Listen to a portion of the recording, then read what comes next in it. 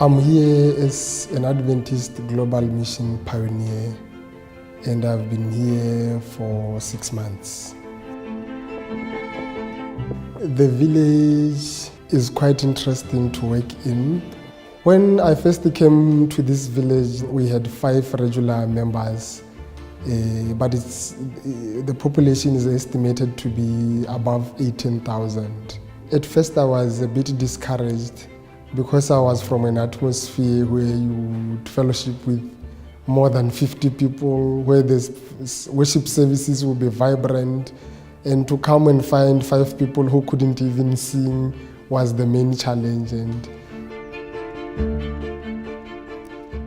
we embarked on the house-to-house project, house-to-house visitation, where we share with people the love of Jesus, and the Lord have been so good. To begin with, we now have more than 80 people who are regular in attendance. Every Sabbath we have on average 10 or more visitors, and we have been having baptisms on a monthly basis.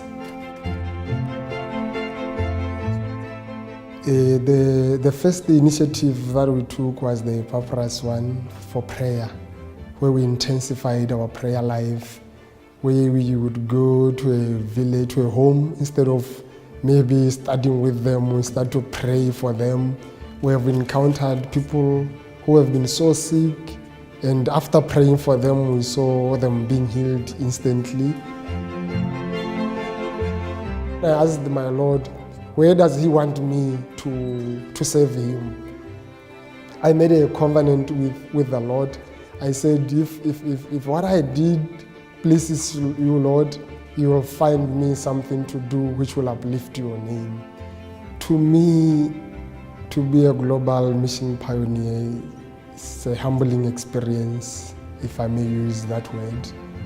One of the things that I want to see accomplished is to have the gospel permeate this village and the surrounding areas.